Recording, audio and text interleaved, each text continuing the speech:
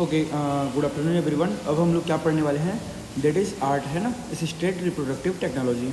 सबसे पहले स्टार्ट करते हैं इसके डेफिनेशन से। ये हमारा शॉर्ट नोट्स आ सकता है, देखते हैं क्या होता है। In vitro handling of the human oocyte and the sperm of the और of embryo for stabilising pregnancy.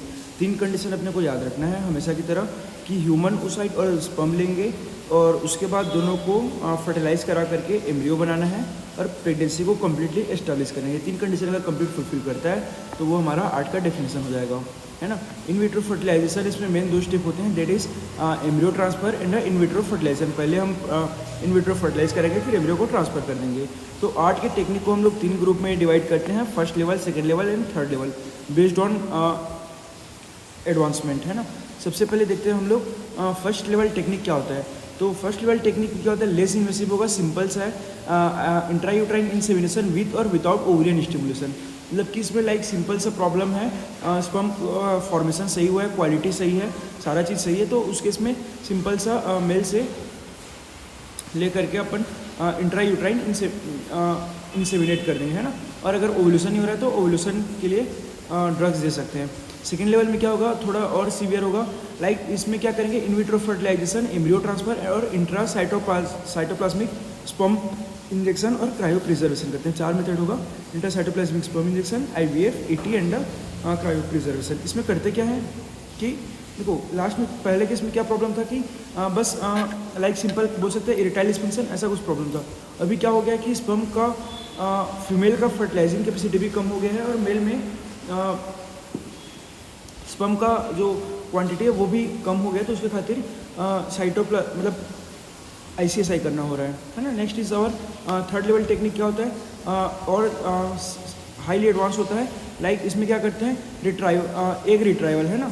Like ovulation सही से हो नहीं रहा है तो उस केस में क्या करेंगे, ओवरी से एग को ले करके उसको एक्सटर्नल इन्वायरमेंट में उसको फर्टिलाइज कराएंगे और गेमेट इंट्राफॉल्पियन ट्रांसफर करा सकते हैं, zygote intrafallopian transfer, tubal embryo transfer, है ना। माइक्रो सैम्पलिंग में क्या करेंगे, इनकेस अगर मेल में स्पर्म का क्वांटिटी बहुत लो है ना, बहुत लो है, उस केस में क्या करेंगे, टेस्टिकल वाले पार्ट से स्पर्म को एक्सट्रैक्ट करेंगे।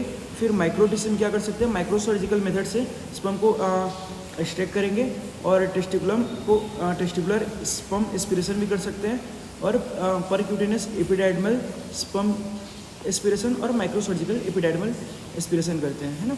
ओके, मेन हमारे इसमें गोल क्या होता है, हम लोग क्यों सिंपल लेते हैं, है ना। तो सिंपल सोचो कि अगर कोई कपल इनफर्टाइल है, इनफर्टाइल के मैनेजमेंट के लिए हम आर्ट करते हैं ना, ART। तो इनफर्टाइल हो रहा है तो क्या होगा, उसमें कुछ प्रेजेंट होंगे, लाइक बैक्टीरिया प्रेजेंट है, डिवरीज प्रेजेंट है, ल्यूकोसाइड जो कि स्पर्म को किल कर दे रहा है ना, तो उसको अपने को सेपरेट आउट करना होता है। ओके, तो जैसा कि हमने पढ़ा था फर्स्ट लेवल टेक्निक के लिए क्या क्या होगा, जैसे हमने देखा था कि डोनर स्पर्म ट्रीटमेंट चाहिए, अनएक्सप्लेन्ड इनफर्टिलिटी है पेशेंट को, या फिर एंडोमेट्रियोसिस स्टेज 1-2 है, आइदर मेल में या फिर आइदर सर्वाइकल और ओवुलेटरी फैक्टर इनफर्टिलिटी, ये सारे रीज़न होंगे तो हम फर्स्ट लेवल टेक्निक यूज़ करेंगे, है ना। ओके, फर्स्ट लेवल टेक्निक में क्या आता है हमारा, इंट्रायूट्राइन इंसेमिनेशन आता है ना। क्या करेंगे, mail sperm place directly in the वूम at the time of ovulation. Ovulation के टाइम पे या तो हम मेल स्पर्म को डायरेक्ट यूट्रस में प्लेस कर देंगे, है ना। कैसे पता चलेगा, ओवुलेशन का टाइम है, answer is urinary luteinizing hormone level check करके, है ना। अब अगर यूट्रस में इंजेक्ट कर रहे हैं तो सही प्लेस पे पहुंचा कि नहीं वो चेक करने के लिए हम क्या करेंगे, ट्रांसवेजाइनल सोनोग्राफी के थ्रू हम इंसेमिनेट करेंगे देखते हुए, और HCG लेवल भी एस्टिमेट कर सकते हैं, है ना। पेशेंट को हम क्लोमिफेन सिट्रेट, एंटी एस्ट्रोजन और गोनेडोट्रोपिन इंक्लूडिंग ग्रोथ फॉलिकल्स, ये सब induction of the growth follicle भी करा सकते हैं, है ना। ये सब कर सकते हैं। ओके, फॉलिकल का साइज मैक्स कितना होता है, 15 से जब 20 mm होता है तभी हम मानते हैं कि अब नेक्स्ट ओवुलेशन होने को है, तो उसके लिए अपन HCG लेवल भी एस्टिमेट कर सकते हैं and final maturation of the oocyte को अपन इंड्यूस कराएंगे। ओके, स्पर्म प्रिपरेशन के लिए क्या कराएंगे, तो स्पर्म के लिए सबसे पहले उसका मोटिलिटी हम चेक करेंगे, है ना। ऐसा इन्वायरमेंट रखेंगे कि वो सुपरनेटेंटली प्रेजेंट हो ताकि इजीली वो स्विम करके फर्टाइल मतलब आगे जा करके ओवम के साथ फर्टिलाइज हो जाए।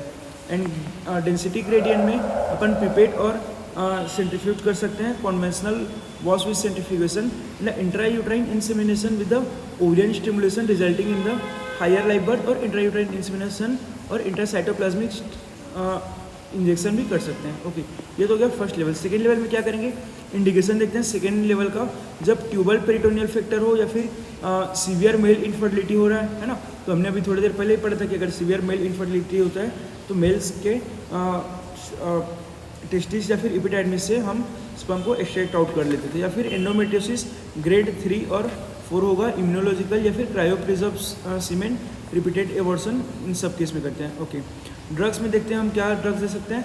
तो क्या देंगे, ऑब्वियस है ना कि हमको क्या करना है, ओवरी को स्टिमुलेट करना है ताकि ओव्यूलेशन हो, है ना। तो stimulate growth of the multiple ovarian follicle plus super natural menstrual cycle and down regulate pituitary gland, है ना। पिट्यूटरी ग्लैंड को डाउन रेगुलेट करना है, जिसके खातिर जो फॉलिकल है वो साइज हमारा अभी मेच्योर होकर के 19 से 20 mm का हो जाएगा। और ड्रग में क्या है, फाइनल मैच्योरेशन ऑफ एग हो जाएगा, ओव्यूलेशन ट्रिगरिंग ड्रग्स हम देंगे, फिर एग को कलेक्ट कर लेंगे, स्पर्म को भी रिट्राइव कर लेंगे और दोनों को इन विट्रो फर्टिलाइज करके एम्ब्रियो जो फॉर्म होगा उसको यूट्रस में प्लेस कर देंगे। एंड ल्यूटियल फेज सपोर्ट में प्रोजेस्टेरॉन, एस्ट्रोजन और एचसीजी देंगे, है ना। एडवर्स इफेक्ट क्या हो सकता है, अगर हमने जो ओवेरियन स्टिमुलेटिंग ड्रग्स है उसको एक्सेस में दे दिया तो ओवेरियन हाइपर स्टिमुलेशन सिंड्रोम हो सकता है ना। तो उसके लिए control of the ovarian stimulation करना है by using IVF method. Okay, 3 element देखते हैं। क्या है, एक्सोजिनस गोनेडोट्रोपिन, वो क्या करेगा, स्टिमुलेट करेगा मल्टीपल फॉलिकुलर डेवलपमेंट को। जीएनआरएच का एगोनिस्ट और एंटागोनिस्ट, है ना, ये सप्रेस करेंगे पिट्यूटरी फंक्शन और प्रिवेंट करेंगे प्रीमेच्योर ओव्यूलेशन को। और trigger of the oocyte maturation in 36 to 38 hour prior to oocyte retrieval. तो और गोनेडोट्रोपिन प्रिपरेशन कैसे करते हैं, तो सिंपल है, जो फीमेल होते हैं उनके यूरिन से एक्सट्रैक्ट आउट करके उसको प्योरीफाई करके यूज़ करते हैं। दैट इज़ लॉन्ग प्रोटोकॉल में GnRH agonist plus 2 week before the stimulation continue till oocyte maturation, जब oocyte के कंप्लीट मैच्योर होने तक के देते हैं, उसके 2 वीक पहले से स्टार्ट करते हैं। क्या देते हैं, जीएनआरएच का एगोनिस्ट। ओके, शॉर्ट प्रोटोकॉल में क्या करते हैं, जीएनआरएच एगोनिस्ट देंगे simultaneously with the stimulation and continue till date of oocyte triggering, है ना। तो जो ओव्यूलेशन कराने वाला ड्रग्स है वो अलॉन्ग विद जीएनआरएच एगोनिस्ट देते हैं। Okay, control ovarian stimulation and ovarian response, अगर पुअर रिस्पॉन्डर है ना, तो उस केस में हम क्या करेंगे, poor responder in previous IVF और लो एंट्रल फॉलिकल देखेंगे। ओके, हाइपर रिस्पॉन्डर है तो पॉलीसिस्टिक ओवेरी या फिर लो बीएमआई, इन सब केस में कर सकते हैं। This is all about our ART. Thank you.